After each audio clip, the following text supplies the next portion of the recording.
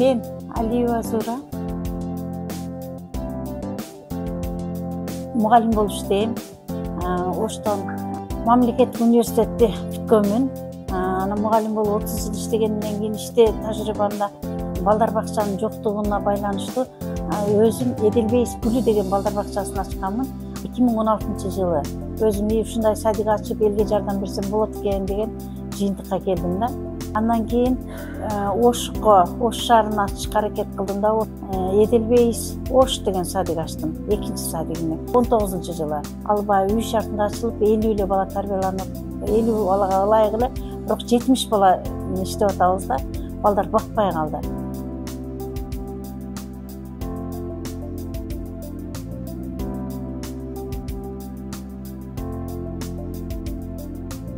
Алина балдар бакчасы 2023-жылы акселераттын акчасы менен ачылган бакча. 100 бала тарбияланып атат бул жерде.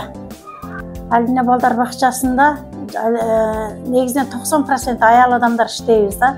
Миграцияга кетип атышпайбы? Миграцияга кетпей эле өздөрүнүн балдарын жакындан карашып, ушундай болуп иштегендери жакшы экен да.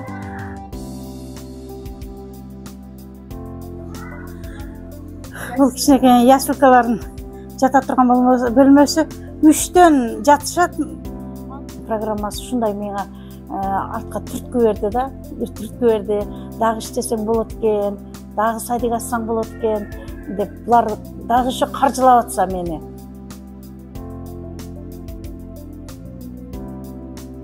Кабинет бергенбиз, бирок абдан жакшы результат болуп атат.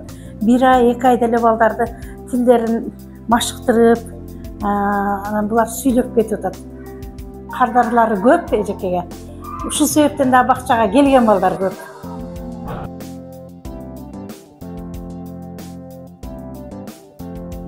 Кызыгуу пайда болду да. Кызыгуу пайда болуп, ушундай кылып иштерди жүргүзсө болот экен.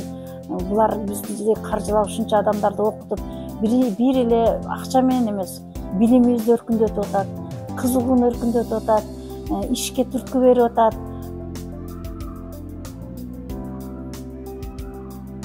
Топ балл алышты. Эң биринчи строчкада болушту. Зура эжен бул ошо биз менен иштеп, бир нече жолу ушул программадан өтүп, ошо такшалгандыгы жөнүндө билдирет деп ойлойм.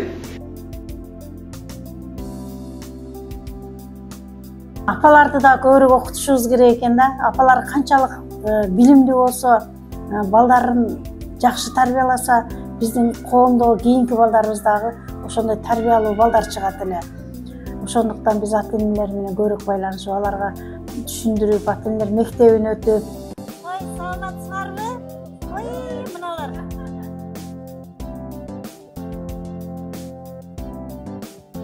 Вентиляцияны кылганга эле 43 000 кетти. Садикте ачканда кыйынчылыгы да болот да, мында да кыйналып, каяктан акча табам, мен муну кандай кылам деп атат. Бирок баягы жүрө берсең, кеме жүрө берсе, толкундар кача берет экен. Мен жүрүп келатам, толкундар качып атат.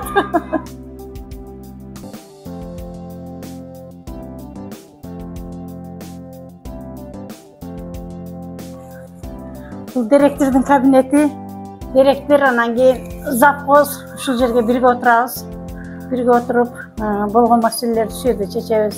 Ата-энелерди кабыл алабыз.